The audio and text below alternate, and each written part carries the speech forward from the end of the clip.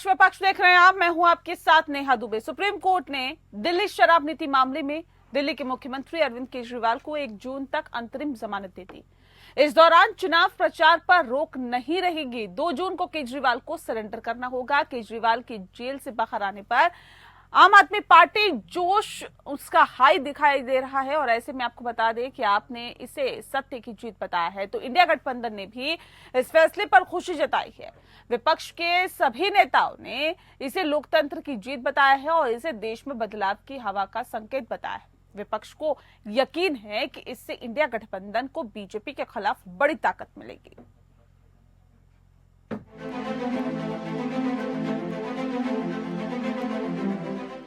दिल्ली के मुख्यमंत्री अरविंद केजरीवाल को सुप्रीम कोर्ट से अंतरिम राहत मिल गई है। कोर्ट ने केजरीवाल को 1 जून तक अंतरिम जमानत दे दी है। केजरीवाल को 2 जून को सरेंडर करना होगा। अदालत ने ईडी के कड़े विरोध के बावजूद भी दिल्ली के मुख्यमंत्री को जमानत दे दी है। केजरीवाल को चुनाव प्रचार में हिस्सा लेने के लिए अंतरिम राहत दी गई है। वो चुनाव प्रचार में हिस्सा ले सकते हैं और प्रेस इंटरव्यू दे सकते हैं। सुप्रीम कोर्ट ने आज हमारी जो याचिका है उस पर कहा है कि इंटरिम में अरविंद केजरीवाल साहब को वो 1 जून या 2 जून तक इंटरिम बेल पे जमानत दे रहे हैं। हमारी अर्जी इंटरिम की उन्होंने मान ली है। अब 2 जून को उन्होंने कहा है कि केजरीवाल साहब को सरेंडर करना पड़ेगा वापस। केजरीवाल को जमानत मिलने पर आम आदमी पार्टी ने न्यायालय को धन्यवाद दिया है और कहा है कि केजरीवाल की जमानत सत्य की जीत है। कि देश में जो इस तानाशाही के खिलाफ लड़ाई चल रही है, संविधान और लोकतंत्र को बचाने की लड़ाई चल रही है, अरविंद केजरीवाल जी के बाहर आने से ये लड़ाई और मजबूत होगी और देश ये लड़ाई जीतेगा। जेल तो तानाशाही का ही प्रतीक है। जेल में जिस तरह से उन्होंने डाला हो तो तानाशाही तो उनकी जारी है। तो जैसे उसी तानाशाही के खिलाफ अंतरिम बेल भी एक लड़ाई का हिस्सा है। अरविंद केजरीवाल के आने के बाद इस तानाशाही के खिलाफ लड़ाई और मजबूती से हम लड़ेंगे और ये लड़ाई जीतेंगे। देखिए, थीम इस चुनाव की एक ही है, लोकतंत्र को बचाने के लिए, संविधान को बचाने के लिए। और मुझे लगता है आज का फैसला ऊपर वाले का भी एक इशारा है कि शायद अब चीजें बदल रही हैं। जो इस देश के लोकतंत्र पर हमला हो रहा था, जो संविधान पर हमला हो रहा था, उसको बदलने का समय आ गया। माननीय सर्वोच्च न्यायालय द्वारा जो राहत आज श्री अरविंद केजरीवाल को मिली, हम उसका स्वागत करते हैं और उम्मीद करते हैं कि 4 जून के पश्चात प्रधानमंत्री मोदी, जो कि तब तक भूतपूर्व प्रधानमंत्री हो जाएंगे, उन्हें समय मिलेगा कि वो साबरमती आश्रम में बैठकर और थोड़ी आत्मचिंतन करें किस तरह की राजनीति वो करते हैं। हम साथ में यह भी उम्मीद करते हैं कि झारखंड के पूर्व मुख्यमंत्री श्री हेमंत सोरेन को भी शीघ्र अतिशीघ्र न्याय मिले। शराब घोटाले में लिप्त अरविंद केजरीवाल जी, भ्रष्टाचार में लिप्त अरविंद केजरीवाल जी, बेईमानी का, करप्शन का पैसा इकट्ठे करने वाले अरविंद केजरीवाल जी को 1 तारीख को दोबारा जेल जाना होगा। आज बड़ा स्पष्ट हो गया। अरविंद केजरीवाल और आम आदमी पार्टी कहती थी वो ईमानदार हैं, उन्होंने कोई करप्शन नहीं की, कोई बेईमानी नहीं की, तो फिर उनको 1 तारीख को जेल क्यों जाना होगा? आज दिल्ली और देश के लोग पूछ रहे हैं, अरविंद केजरीवाल जी, इतनी बड़ी करप्शन, इतने बड़े घोटाले कि कोर्ट भी आपको केवल 15 दिन के लिए छोड़ती है, जैसे हार्डकोर क्रिमिनल को छोड़ा जाता है, और वापस आपको 1 तारीख को जेल आना होगा। अगर आप ईमानदार थे, आपने करप्शन घोटाला नहीं किया, शराब के पैसे नहीं लिए, तो जेल क्यों जाना पड़ रहा है? आज दिल्ली के लोग आपसे सवाल पूछ रहे हैं। सुप्रीम कोर्ट ने अरविंद केजरीवाल को 50,000 के निजी मुचलके पर जमानत देते हुए कहा कि वो मुख्यमंत्री दफ्तर नहीं जाएंगे और दिल्ली सचिवालय भी नहीं जाएंगे। अगर बहुत जरूरी हुआ तो बिना उपराज्यपाल की अनुमति के किसी फाइल पर साइन नहीं करेंगे। इसके अलावा शराब नीति घोटाले में अपनी भूमिका को लेकर जमानत पर रहने के दौरान कोई टिप्पणी नहीं करेंगे और किसी गवाह से भी संपर्क नहीं करेंगे। सुप्रीम कोर्ट में अभिषेक मनु सिंघवी ने दलील दी थी कि केजरीवाल को जुलाई तक जमानत दे दी जाए, क्योंकि 4 जून तक तो लोकसभा चुनाव के नतीजे ही आएंगे। उसके बाद भी बहुत सी कार्रवाई होंगी जिससे कोर्ट राजी नहीं हुआ। अदालत ने ईडी के विरोध पर कहा कि 1.5 साल तक अरविंद केजरीवाल को गिरफ्तार नहीं किया गया तो 21 दिनों में कुछ नहीं होगा। ईडी की तरफ से खालिस्तानी अमृतपाल का भी नाम लिया गया और कहा कि वो भी जेल से चुनाव लड़ना चाहता है। एसजी ने कहा कि चुनाव के आधार पर केजरीवाल को जमानत देने से व्यापक प्रभाव पड़ेगा। कोर्ट ने कहा कि अमृतपाल सिंह मामला कुछ अलग है। एसजी ने कहा कि जब कोई व्यक्ति खुद उम्मीदवार नहीं हो तो उसे प्रचार के लिए रिहा करने की कोई मिसाल नहीं है। जस्टिस खन्ना ने कहा, हम इस तरह की सीधी बात न करें। हम उन्हें 1 जून 2024 तक अंतरिम राहत देने का आदेश पारित कर रहे हैं। जस्टिस खन्ना ने कहा कि ईडी की गिरफ्तारी को चुनौती देने वाली केजरीवाल की याचिका पर अंतरिम बहस अगले सप्ताह पूरी होगी। कोर्ट ने ईडी के सारे तर्कों को खारिज करते हुए कहा कि ईडी के पास 1.5 साल का वक्त था। अगर 2022 में एफआईआर दर्ज हुई थी तो केजरीवाल को चुनाव से पहले या बाद में भी गिरफ्तार किया जा सकता था। सॉलिसिटर जनरल ने विरोध करते हुए कहा कि जमानत के लिए शर्त कड़ी लगाई जाए। साथ ही ये भी कहा कि शर्त ये भी लगाई जाए कि केजरीवाल केस से जुड़े मामले पर कोई बात नहीं करें। फिलहाल कोर्ट ने दिल्ली की नई शराब नीति के कथित घोटाले के मामले में अंतरिम जमानत देते हुए 2 जून को सरेंडर करने का आदेश दिया। सुप्रीम कोर्ट दिल्ली उत्पाद शुल्क नीति मामले में ईडी द्वारा केजरीवाल की गिरफ्तारी और रिमांड को चुनौती देने वाली उनकी याचिका पर सुनवाई कर रहा था। दिल्ली उच्च न्यायालय ने पहले उनकी याचिका खारिज कर दी थी और जिसके बाद शीर्ष अदालत के समक्ष वर्तमान अपील की गई थी। Bureau report, APN।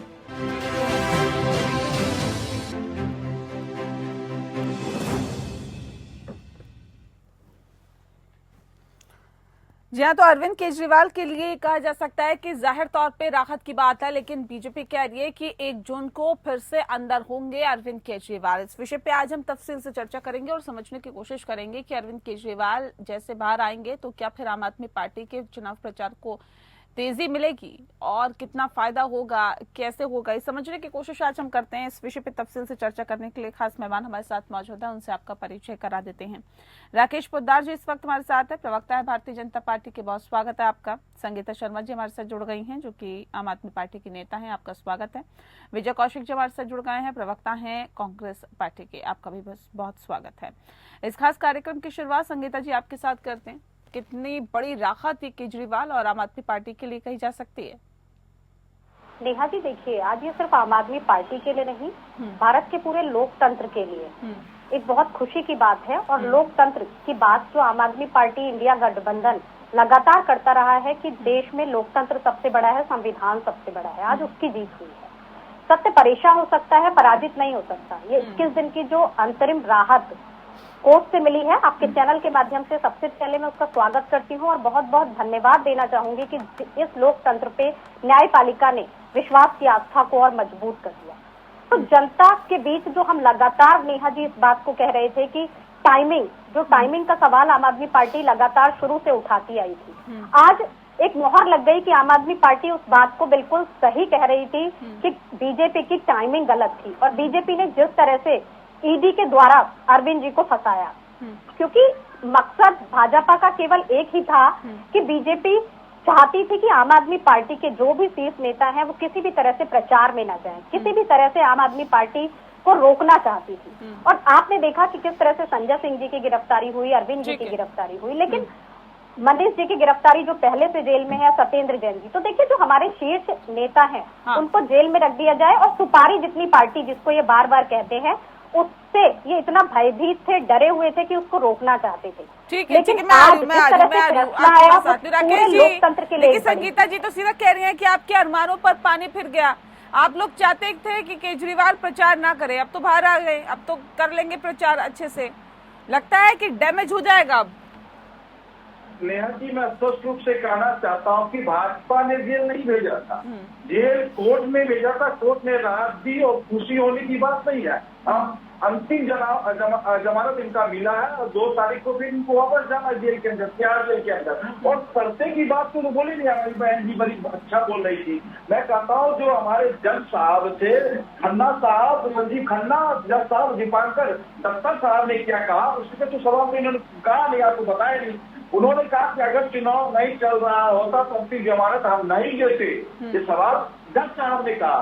दूसरा उन्होंने कहा कि 5 साल में सिर्फ एक बार चुनाव होता है, इसीलिए मैं इनको जमानत देने का काम कर रहा हूँ ताकि चुनाव प्रचार पर किसी भी तरह का प्रतिबंध नहीं होगा। चुनाव प्रचार करने की उन्हें पूरी अनुमति होगी। मैं तो सीधा सा सवाल ये है कि क्या लगता है कि अब क्योंकि चुनाव प्रचार करेंगे अरविंद केजरीवाल, जो डेंट देना चाहते थी भारतीय जनता पार्टी, जिसका जिक्र कर रही थी अभी संगीता जी, कि आप लोग चाहते थे कि केजरीवाल प्रचार ना करें, लेकिन अब तो करेंगे। राकेश जी नेहा जी, मैं स्पष्ट रूप से कहना चाहता हूँ, संजीव खन्ना जज साहब, दीपांकर दत्ता साहब ने क्या कहा, इनको कहा कि आबकारी नीति पर नेहा ध्यान जी नहीं किसी को देना क्या कहा है। इनसे कहिए, इसको भी बता दीजिएगा दर्शकों को। अरे आप सुनिए, मैं सुन रहा था तो बड़े ध्यान से सुनो।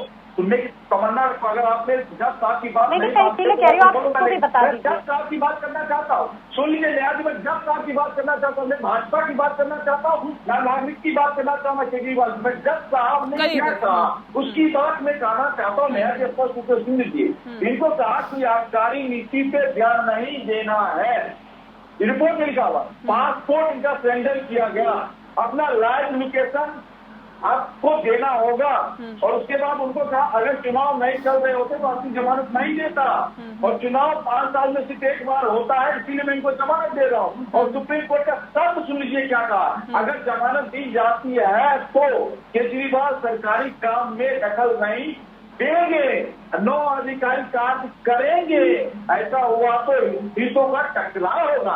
एक जज साहब का बयान मेरी बहन जी, भारतीय जनता पार्टी का बयान नहीं है। अन्ना भारतीय जनता पार्टी आपको जेल में भेजा, अगर भारतीय जनता पार्टी आपको जेल में भेजा होता तो जेल से नहीं निकलने देता। ठीक है विजय कौशिक जी, आप लोग भले ही इसे लोकतंत्र की जीत बता रहे हो, इंडिया गठबंधन के लिए फायदेमंद बता रहे हो, लेकिन तो कह रहे 2 जून को फिर से अंदर जाना है केजरीवाल ने। 2 जून क्या कल ही अंदर कर दो। तो सबसे बड़ी बात यह है कि केजरीवाल को फांसी लगा दो, उनको तेल की कढ़ाई में डाल दो, मार डालो। भाई एक तरफ तो देश की जो हमारी न्यायपालिका है वो किसी को जमानत दे रही है, और बीजेपी के नेता कह रहे हैं नहीं जी ये तो अभी जमानत दीजिए, कल फिर गिरफ्तार कर लेंगे, और तुम फिर गिरफ्तार कर देंगे। भैया करते रहो, तुम्हारी चल रही है गुंडागर्दी, चलाए जाओ। भाई हम इस चीज के खिलाफ नहीं है कि भाई उन्होंने तो घोटाले किए तो उनको अंदर भी जाना चाहिए। लेकिन जब बीजेपी वाले कहते हैं कि अच्छा इस मामले में जमानत मिल गई, अब हमारे पास दूसरा मामला तैयार है, क्या कहेंगे उसे? ऐसे हम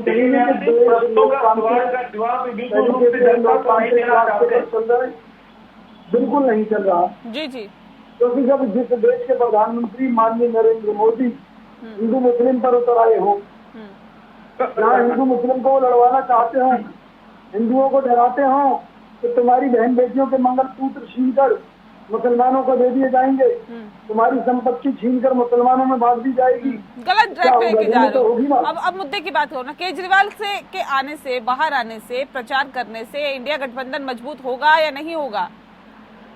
क्या कमी खल रही थी? बात ये नहीं है कि मजबूत होगा या नहीं होगा, तो हम तो बिजनेस थोड़ी ना कर रहे हैं कि कमाई होगी नहीं होगी।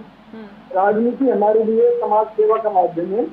अगर केजरीवाल आकर जनता के बीच में अपनी निर्दोषता साबित करते हैं और उनकी पार्टी कुछ सीटें लेकर आती है तो निश्चित तौर पर इसका लाभ उन्हें मिलेगा और साथ में गठबंधन को भी मिलेगा। लेकिन हम यहाँ हानि लाभ की बात नहीं कर रहे, हम ये कह रहे हैं कि बीजेपी राजनीति की किस स्तर पर उतर आई है। भाई इससे तो बेहतर ही है कि आप विपक्षियों को सीधा गोली लगवाना शुरू कर दो, जैसा कि सरकार के ऊपर पहले से आरोप है कि विदेश में बैठे लोगों को सुपारी देकर मरवा गई है। ठीक है, मैं आ रही हूँ। राकेश जी तो देखिए सीधे सीधे विपक्ष ये कह रहा है कि ये तो लोकतंत्र की जीत है और इसे देश में बदलाव की हवा का संकेत भी इसके तौर पे भी देखा जाए कि अभी तो यहाँ पर केजरीवाल बाहर आए हैं, लोकतंत्र की जीत हुई है, एक बदलाव की हवा है, और जब रिजल्ट आएगा, जब नतीजे सबके सामने होंगे तो ये भी तय हो जाएगा कि आखिर वो बदलाव किसकी थी और कैसी बदलाव की बात लगातार विपक्ष की तरफ से कही जा रही थी। देखिए नेहा जी, मैंने स्पष्ट रूप से कहा कि भाजपा को कोई लेना देना नहीं है अरविंद केजरीवाल जी से। ना हमने अंदर किया ना हमने बाहर किया। कोर्ट अंदर किया, ईडी ने अंदर करवाया, कोर्ट ने अंदर किया और जमानत कोर्ट ने दी। मैं स्पष्ट रूप से कहना चाहता हूँ कि जज साहब संजीव खन्ना की बेंच ने, दिवाकर दत्ता साहब की बेंच ने इनको क्या कहा, इनको शर्त रखा गया पर इनको जमानत मिली। उसमें तो कोई भी प्रवक्ता बोलना नहीं चाह रहे इनके। नहीं, यहाँ अरविंद केजरीवाल अंदर, वहाँ हेमंत सोरेन अंदर, मनीष सिसोदिया अंदर, सत्येंद्र जैन अंदर, जहां जहां पे आपकी सरकार नहीं है वो सारे नेता अंदर चुनाव प्रचार में वो जा ही ना पाए, इसलिए सबको आप कह रहे कि हमने अंदर नहीं किया, लेकिन आप तो जाहिर तौर पे खुशी से फूले नहीं समा रहे थे ना। और केंद्र की एजेंसी है तो किसके अंतर्गत काम करती है सर? देखिए, केंद्र की एजेंसी निष्पक्ष अपना काम करती है, सुप्रीम कोर्ट अपना काम करती है, हाई कोर्ट अपना काम करती है। नहीं, ये तो आप सत्ता पक्ष में हो इसलिए कह रहे हो, जब विपक्ष में थे तो आप ही लोग कहते थे सीबीआई, ईडी ये सब जो है ये यूपीए सरकार के दबाव में काम करती है। अब आप सत्ता पक्ष में हो तो आपकी बातें बदल गई। नहीं, नेहा जी, मैं स्पष्ट रूप से कहना चाहता हूँ कि 2012 में सुप्रीम कोर्ट ने मनोज सिंघवी और कपिल सिब्बल को फटकार लगाया था, कहा कि ईडी और सीबीआई का इस्तेमाल आप लोग करते हैं, कोर्ट में आते हैं। और इसी को बोला गया, भारतीय जनता पार्टी को आज तक कहीं नहीं बोला गया कि आपने सुप्रीम कोर्ट ने या किसी हाई कोर्ट ने कहा होगा कि आप ईडी और सीबीआई की 2012 में तोसे के इस्तेमाल स्पष्ट रूप से सुप्रीम कोर्ट ने ठीक है विजय कौशिक जी, तब तो आपकी सरकार थी ना, तब तो आपकी सरकार थी जब पिंजरे का तोता कहा गया था, भूल गए क्या वो बात? जिसकी केंद्र में सरकार होगी वो अपने हिसाब से चलाएगा। मेरी बात कीजिए, पिंजरे का तोता कहा तो उसका अपना नजरिया था, लेकिन हमने किसी को पिंजरे का तोता नहीं बना रखा था। अगर हमारे समय में कोई मुकदमे दर्ज कार्यवाहियां हुई और दोषियों को सजा भी मिली, मोदी जी बताएं कि भी उन्होंने ऐसे नहीं होता ना सर, करवाए, आपके हिसाब से सारे मापदंड तय नहीं होते ना सर। सुनिए ना, अभी बात पूरी होने दीजिए। ऑन रिकॉर्ड ये साबित हुआ है सुप्रीम कोर्ट के सामने कि मोदी सरकार ने जिन पूंजीपतियों पर सीबीआई ईडी के खाते पड़वाए, उनसे इलेक्ट्रॉन बॉन्ड के माध्यम से चंदा लेकर वो सारे मामले गायब कर दिए। तो बताइए, इस देश में सबसे बड़ा डाकू कौन, सबसे बड़ी लुटेरी सरकार कौन, इस देश के रोजगार को खाने वाली सरकार कौन, इस देश के गरीबों को मरने के लिए मजबूर करने वाली सरकार कौन, इस देश को महंगाई से मारने वाली सरकार कौन, इस देश को विदेशी कर्ज से मारने वाली सरकार कौन, इस देश को घोटालों से मारने वाली सरकार कौन, वैक्सीन के नाम पर जनता को मारने वाली सरकार कौन? मोदी सरकार।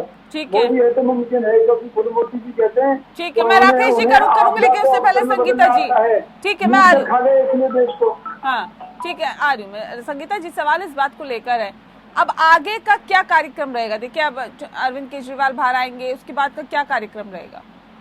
देखिए नेहा जी, माननीय अरविंद केजरीवाल जी बाहर आएंगे और बाहर आते ही वो आम आदमी पार्टी के लिए भी और इंडिया गठबंधन के लिए भी पूरे जोर शोर के साथ प्रचार करेंगे और जनता को जो वोट की ताकत है कि इस लोकतंत्र को आपको बचाना है, तानाशाही को खत्म करना है, तो 2024 में आपके पास आखिरी मौका है कि आप अपने एक वोट की महत्ता को समझें और इस तानाशाही का जवाब जो है वो वोट के जरिए दें और संविधान को बचाने के लिए खड़े हों और इंडिया अलायंस के साथ खड़े हों। नहीं, आपको क्यों लगता है तानाशाही है? तो कह रहे लोकतंत्र से सरकार चल रही है, लोकतंत्र से सरकार बनती है और वैसे चल रही है जैसे चलती हुई आई है।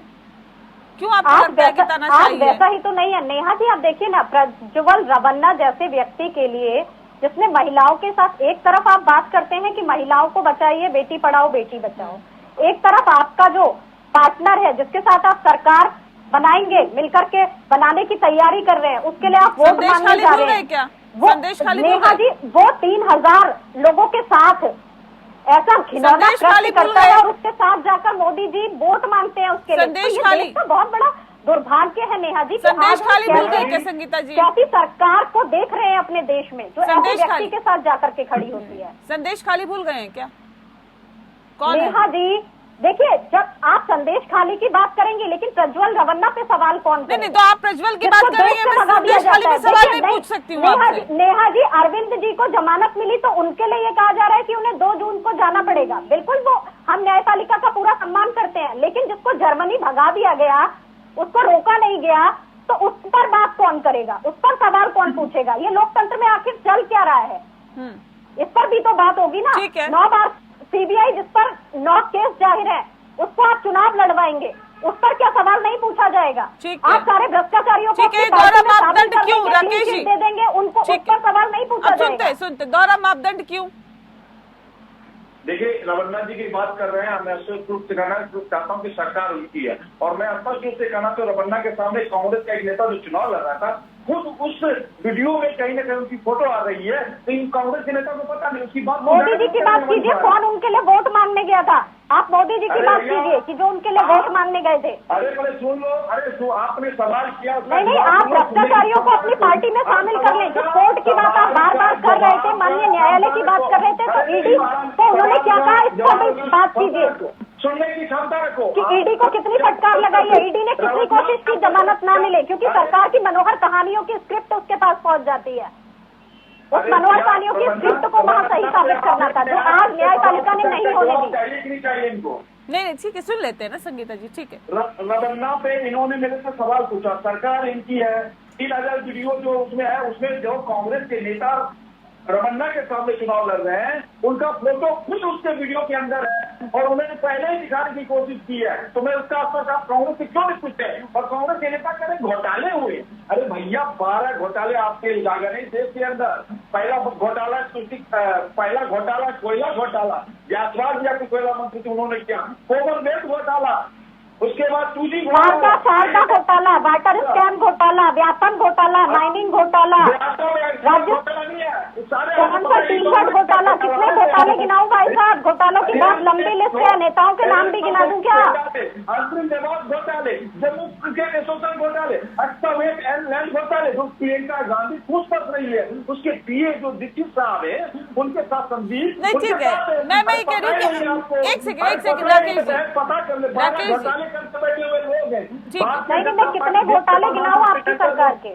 आप 13 साल हम लोग मुख्यमंत्री रहे, हमारे पास संगीता जी, अगर ये एक सेकंड संगीता जी एक सेकंड, राकेश जी एक सेकंड रुक गए। मैं कह रही हूँ, अगर भारतीय जनता पार्टी ने घोटाले कर दिए, कांग्रेस पार्टी ने घोटाले कर दिए, लेकिन आप तो आम लोगों के बीच में से आए थे, आपसे तो वो उम्मीद नहीं की जा रही थी ना संगीता जी। ये तो नहीं कहा जा रहा था, आप तो भ्रष्टाचार को साफ करने के लिए आए थे, लेकिन आपके ही नेता अगर आपके ही नेता जेल में बंद है, तो ये क्या संदेश जनता को दे रहे हैं, आप बताइए। नेहा जी, मैं आपसे, आपका प्रतिष्ठित चैनल है, मैं इस चैनल के माध्यम से बिल्कुल जिम्मेदारी के साथ कहूंगी, आम आदमी पार्टी ईमानदार पार्टी थी, ईमानदार पार्टी है और ईमानदार पार्टी रहेगी। जिस घोटाले की बात आप कर रही हैं, 2 साल में सिद्ध क्या कर पाए, इस पर भी पूछना पड़ेगा। ठीक है, आप ईमानदार थे, आपने कहा था कि कांग्रेस पार्टी बेईमान है। कानून क्या है, इस कानून को भी आपको जानना पड़ेगा। सुनिए, कानून के तहत किस तरह से जमानत मिलती है, कितना लंबा केस चलता है, किस तरह से लोग रिहा होते हैं, तो ये पीएमएलए का कोई साधारण कानून नहीं है। मुझे बताइए, आपने तो उस वक्त कहा था कि कांग्रेस पार्टी जो सत्ता में है उस वक्त थी, आपने कहा था कि भ्रष्टाचारी हैं, हम आएंगे तो इनकी सारी पोल खोल देंगे। क्या खोल दिया आपने उसके बाद? बताइए मुझे, कौन सी कांग्रेस पार्टी की पोल खोल के रख दी? अब उन्हीं के साथ गठबंधन से चुनाव लड़ रहे हैं आप। नेहा जी, आज ये बताइए, आपकी जिम्मेदारी कौन सी ज्यादा बड़ी है, एक राजनीतिक पार्टी होना या एक संविधान को बचाना, एक तानाशाही को खत्म करना? नहीं, संविधान कैसे खतरे में पड़ता है, मुझे बताइए ना। संविधान खतरे में कैसे है उसको बचाने की? आपने नहीं सुना 400 पार का नारा? इनके केंद्रीय मंत्री, इनके मंत्री हम आएंगे तो संविधान को खत्म कर देंगे।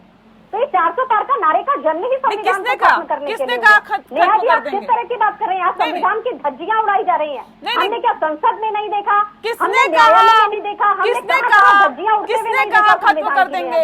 किसने कहा खत्म कर देंगे? बताइए कौन से नेता ने कहा? आपने इनके केंद्रीय मंत्रियों के बयान नहीं, कौन से नेता ने कहा? बताइए ना। संविधान में संशोधन क्या कांग्रेस पार्टी ने नहीं किया? क्या किया ना? नेहा जी, पीएमएलए में जो संशोधन हुआ, आज क्या उसका दुरुपयोग भारतीय जनता पार्टी विपक्ष के लिए नहीं कर रही?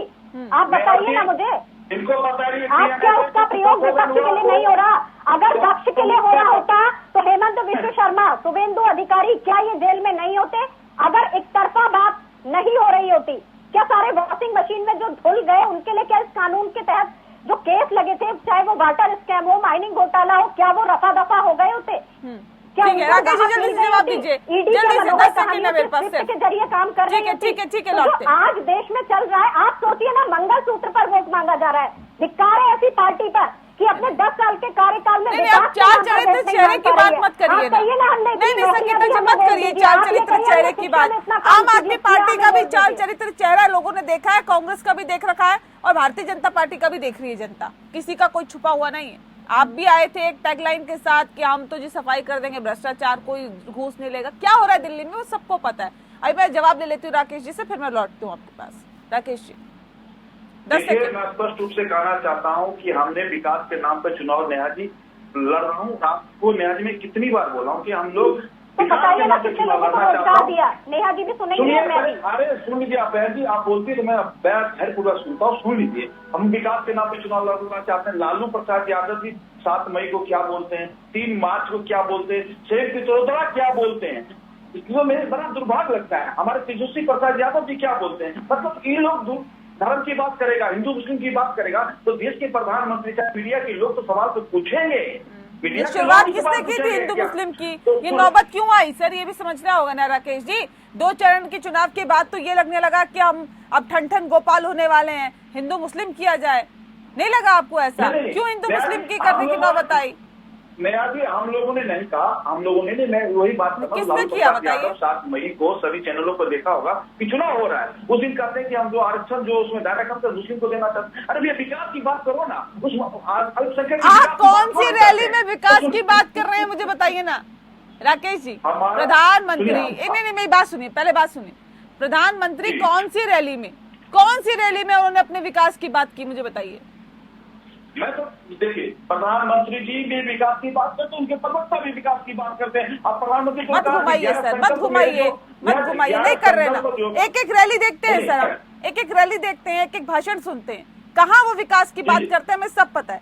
बहुत शुक्रिया आप सभी मेहमानों का, मेरे पास वक्त की कमी है, बहुत शुक्रिया सभी मेहमानों का इस खास चर्चा में शामिल होने के लिए। पक्ष में फिलहाल इतना ही।